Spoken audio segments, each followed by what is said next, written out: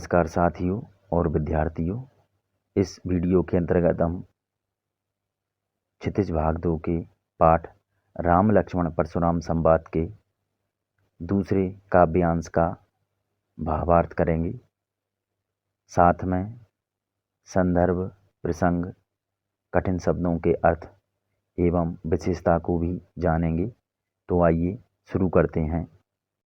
लखन कहा हसी हमरे जाना, सुनहु देव सब धनुष समाना।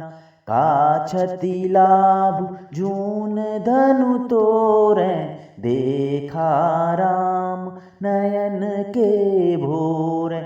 छुअत टूट रघुपति हु न दोषु, मुनि बिनु काज करिए कत रोसु।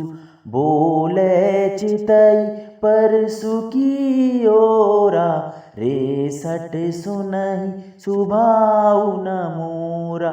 बालकु बोली पदो नहीं तोहि, केवल मुनि जड़ जानहि मोहि। बाल ब्रह्मचारी अति कोहि, विश्व विदित क्षत्रिय कुल द्रोही। भुज बल भूमि भूप बिनु कीनी, विपुल बार महि देवन दीनी। सहस बाहु भुज छेद निहारा, परसु बिलोकु महीप कुमारा। मातु पितहि जनि सोच बस, करसी महिष किशोर। गर्भन के अर्भक दलन, परसु मोर अति घोर। परसु मोर अति घोर। सास्वर वाचन के बाद आइए अब हम शब्दार्थ पढ़ते हैं। हंसी, हंसी अर्थात हंसकर। जाना, जाना अर्थात जानना या समझ। का अर्थात क्या।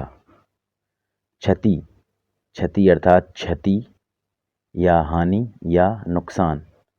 लाभु अर्थात लाभ, फायदा या मुनाफा। जून, जून अर्थात पुराना या जीर्ण। तोरें अर्थात तोड़ना। नयन, नयन अर्थात नवीन या नया। भोरें अर्थात भ्रम में या धोखे में। छुअत अर्थात छूते ही। काज, काज अर्थात कारण या काम। करिए, करिए अर्थात करते हो। कत, कत अर्थात कितना। रोसु अर्थात क्रोध या गुस्सा। चितई, चितई अर्थात देखकर। ओरा, ओरा अर्थात ओर या की तरफ। सठ, सठ अर्थात मूर्ख या धूर्त। स्वभाव अर्थात स्वभाव। बोली, बोली अर्थात जानकर। बधों अर्थात मारता या हत्या करता या वध करता। जड़, जड़ अर्थात मूर्ख या मंदबुद्धि या कम बुद्धि वाला। बाल ब्रह्मचारी अर्थात बचपन से ही ब्रह्मचर्य व्रत लेने वाला। कोही अर्थात क्रोधी। विश्व विदित अर्थात संसार भर में ज्ञात या संसार भर में प्रसिद्ध। क्षत्रिय कुल अर्थात क्षत्रियों के वंश का। द्रोही, द्रोही अर्थात दुश्मन या शत्रु।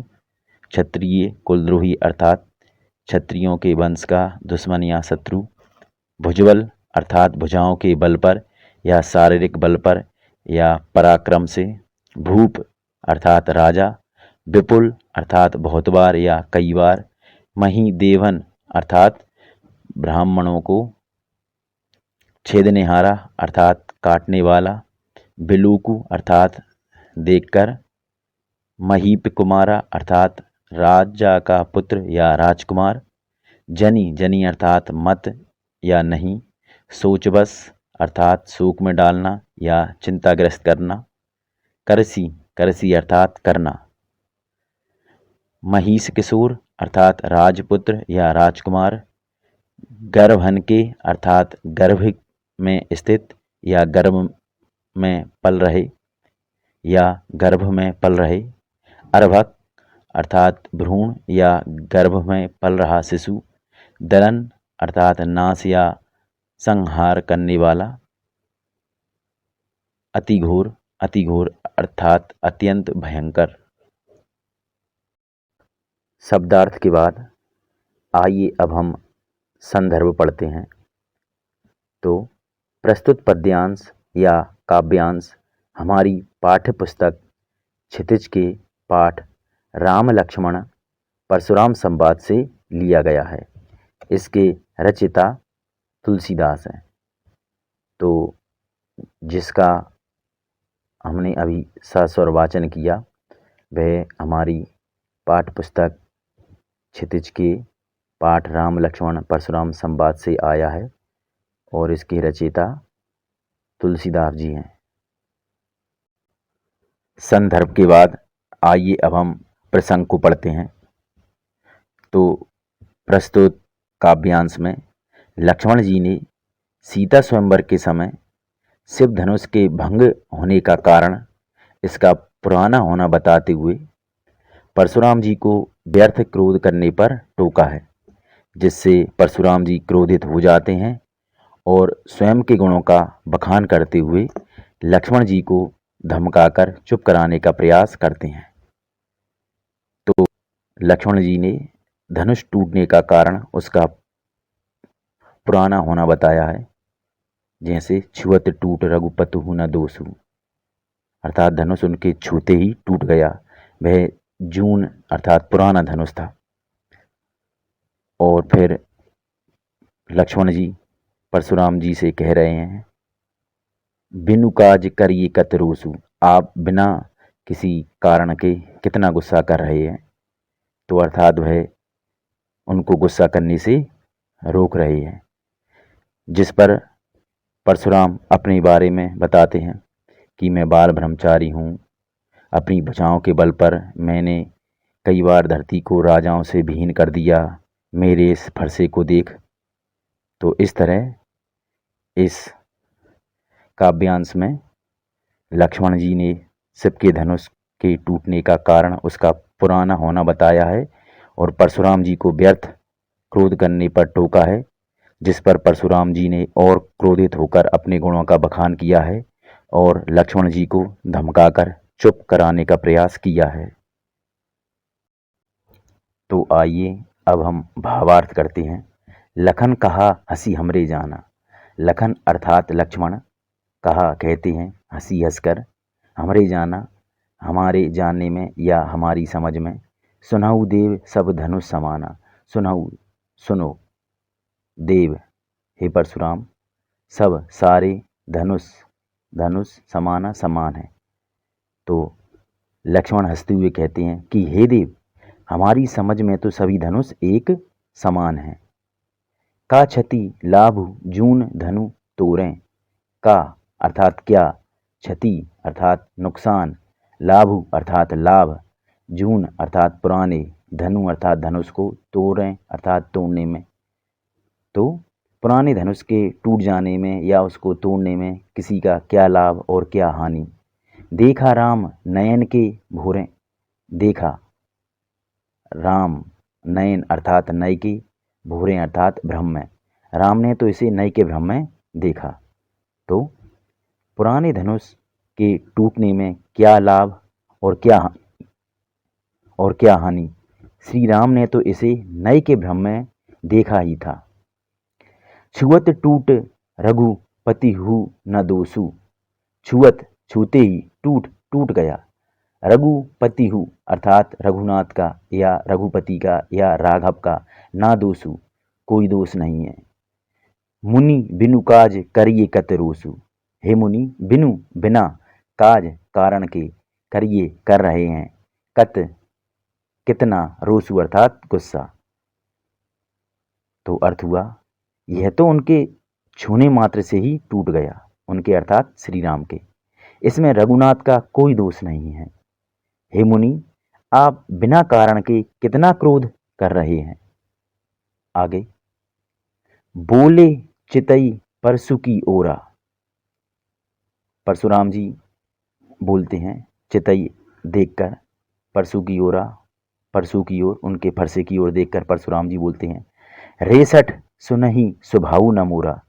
रेसठ, हे मूर्ख, सठ अर्थात मूर्ख, हे मूर्ख, सुनहि, सुभाऊ न मोरा, सुनहि सुना, ना अर्थात नहीं, स्वभाव अर्थात स्वभाव, मोरा अर्थात मेरा। हे मूर्ख, तूने मेरे स्वभाव के बारे में नहीं सुना। तो अर्थ हुआ, परशुराम ने अपने फरसे की ओर देखकर गुस्से में कहा, अरे दुष्ट, तूने मेरे स्वभाव के बारे में नहीं सुना। आगे, बालकु बोली बधो नहीं तो ही। बालकु अर्थात बालक, बोली अर्थात जानकर या समझकर, बधों अर्थात हत्या करना, नहीं अर्थात नहीं, तो ही अर्थात तेरी, मैं तुझे बालक जानकर तेरी हत्या नहीं कर रहा। केवल मुनि जड़ जान ही मोही, तू केवल मुझे जड़ अर्थात मंदबुद्धि वाला, मुनि अर्थात ऋषि, जान ही समझ रहा है। तो अर्थ इस प्रकार हुआ, मैं तुम्हें बालक समझकर नहीं मार रहा, तू मुझे केवल ना समझ मुनि ही समझता है। आगे, बाल ब्रह्मचारी अति को ही। परशुराम जी अपने बारे में कहते हैं कि मैं बाल ब्रह्मचारी हूँ, अति बहुत ज़्यादा, कोई अर्थात क्रोधी, मैं बहुत ज़्यादा क्रोधी हूँ। विश्व विदित क्षत्रिय कुल द्रोही। विश्व विदित अर्थात संसार भर में प्रसिद्ध या संसार जानता है कि क्षत्रिय कुल द्रोही, मैं क्षत्रियों के कुल का, क्षत्रियों के वंश का द्रोही अर्थात दुश्मन या शत्रु हूँ। तो अर्थ हुआ, मैं बाल ब्रह्मचारी और अत्यंत क्रोधी हूँ। सारा संसार जानता है कि मैं क्षत्रिय कुल का शत्रु हूँ। आगे, भुजबल भूमि भूप बिनु कीनी। भुजबल अर्थात अपनी भुजाओं के बल पर या अपने पराक्रम पर, भूमि धरती को, भूप राजाओं के, बिनु बिना, कीनी कर दिया, मैंने अपनी भुजाओं के बल पर इस धरती को राजाओं के बिना कर दिया। परशुराम ने 21 बार इस धरती को क्षत्रियों से विहीन किया था, 21 बार इस धरती पर से क्षत्रियों का नाश कर दिया था। तो यहाँ उसी बात को वह बता रहे हैं। विपुल बार मही देवन दीनी। विपुल बार, कई बार, विपुल अर्थात कई, कई बार, मही देवन अर्थात ब्राह्मणों को, दीनी अर्थात दान में दे दी। तो इसका अर्थ हुआ, अपनी भुजाओं के बल पर मैंने पृथ्वी को राजाओं से रहित किया है और कई बार उसे ब्राह्मणों को दान में दिया है। आगे, सहस बाहु भुज छेद निहारा। परशुराम जी कह रहे हैं कि मैंने सहस बाहु अर्थात सहस्त्र बाहु के, भुज अर्थात भुजाओं को, छेद निहारा अर्थात काट दिया। परशुराम जी कह रहे हैं कि मैंने अपनी भुजाओं के बल पर अपने इस फरसे से सहस्त्रबाहु की 1000 भुजाओं को काट डाला। परशु बिलोकु महीप कुमारा। परशुराम जी कहते हैं, मेरे इस परशु को, मेरे इस फरसे को, बिलोकु देखो, महीप कुमारा, महीप अर्थात राजा, कुमारा अर्थात उसके पुत्र, हे राजपुत्र या हे राजकुमार, मेरे इस फरसे को देखो जिसने सहस्त्रबाहु के हजारों हाथों को काट डाला। तो अर्थ इस प्रकार होगा, हे राजकुमार, सहस्त्रबाहु की भुजाओं को काट देने वाले मेरे इस फरसे को देख। मातु पितहि जनि सोच बस करसी मही से किशोर। परशुराम जी कहते हैं, मातु पितहि अर्थात माता पिता को, जनि अर्थात मत, सोच बस अर्थात चिंताग्रस्त या शोकाकुल, करसी अर्थात कर, महिष किशोर अर्थात राजकुमार या राजपुत्र। तो हे राजपुत्र, अपनी माता पिता को शोकग्रस्त मत कर अर्थात शोकाकुल मत कर, क्योंकि तू मुझसे उलझ रहा है, मैं तुझे मार दूंगा तो उनको शोक हो जाएगा, तो तू उनको शोकग्रस्त मत कर। तो इस प्रकार अर्थ होगा, अरे राजा के बालक, तू अपने माता पिता को शोक में मत डाल। आगे, गर्भहन के अर्भक दलन परसु मोर अति घोर। गर्भहन अर्थात गर्भ में पल रहे, अर्भक अर्थात बच्चे, दलन अर्थात नाश। तो परशुराम जी कह रहे हैं कि गर्भ में पल रहे बच्चों का भी नाश कर देता है। परसु मेरा फरसा, मोर अर्थात मेरा, परसु अर्थात फरसा। अति घोर अर्थात भयंकर, बहुत ज़्यादा भयंकर। मेरा यह फरसा इतना ज़्यादा भयंकर है कि गर्भ में पल रहे बच्चों का भी नाश कर देता है। अर्थात जब यह फरसा चलता है तो उसकी आवाज़ इतनी भयंकर होती है कि गर्भ में पल रहे बच्चों के लिए भी प्राणघातक हो जाती है। तो इसका अर्थ होगा, मेरा फरसा इतना भयंकर है कि गर्भ में पल रहे बच्चे का भी नाश कर देता है। अर्थात इसकी भयंकर आवाज़ बच्चों के लिए प्राणघातक है। भावार्थ के बाद आइए अब हम विशेष या विशेषता को पढ़ते हैं। पहली, इस पद्य में परशुराम जी की आत्म प्रशंसा की प्रवृत्ति का पता चलता है। अर्थात परशुराम इस काव्यांश में जगह जगह अपने बारे में बता रहे हैं कि मैंने भुजाओं के बल पर इस धरती को राजाओं के बिना कर दिया, मैंने सहस्त्रबाहु के हाथों को काट डाला, मेरा ये फरसा बहुत भयंकर है। तो इस तरह वह अपनी आत्म प्रशंसा कर रहे हैं। उनकी आत्म प्रशंसा की प्रवृत्ति का, आदत का इस काव्य में पता चल रहा है। दूसरी विशेषता, भाव के अनुरूप सरल सहज अवधी भाषा का प्रयोग हुआ है। तो इस पद्य में सरल और सहज अवधी भाषा है। जैसे जैसे भाव आए हैं क्रोध के या वीरता के, भाषा उसी के अनुरूप ढल गई है। तीसरी विशेषता, काव्य में वीर व रौद्र रस है। तो लक्ष्मण जी बीच बीच में अपनी वीरता का पता देते हैं, उत्साह में और जोश में बोलते हैं। तो कहीं कहीं परशुराम जी क्रोध में आ जाते हैं, गुस्से में आ जाते हैं और गुस्से में बोलते हैं। तो वीर व रौद्र दोनों रस इसमें स्थान स्थान पर विद्यमान है। तीसरी विशेषता के बाद चौथी विशेषता है, काव्य में अनुप्रास अलंकार है। तो सठ सुनेही स्वभाव, इसमें सा सा वर्ण की आवृत्ति हुई है, तो यहाँ अनुप्रास अलंकार है। इसी तरह बालुकु बोली बधों, इसमें बा वर्ण की आवृत्ति हुई है। इसके बाद बाल ब्रह्मचारी, इसमें भी बा वर्ण की आवृत्ति हुई है। भुजबल भूमि भूप बिनुकीनी, यहाँ भावर्ण की आवृत्ति हुई है। विपुल बार, इसमें बावर्ण की आवृत्ति हुई है। तो इस तरह इसमें जगह जगह अनुप्रास अलंकार आया है। अगली विशेषता, काव्य में चौपाई व दोहा छंद है। तो ऊपर की समस्त चौपाइयाँ हैं और नीचे की ये दो पंक्तियाँ हैं, वह दोहा छंद में है। तो काव्य चौपाई एवं दोहा छंद में है। इस तरह राम लक्ष्मण परशुराम संवाद के दूसरे काव्यांश का यहीं पर समापन होता है। धन्यवाद।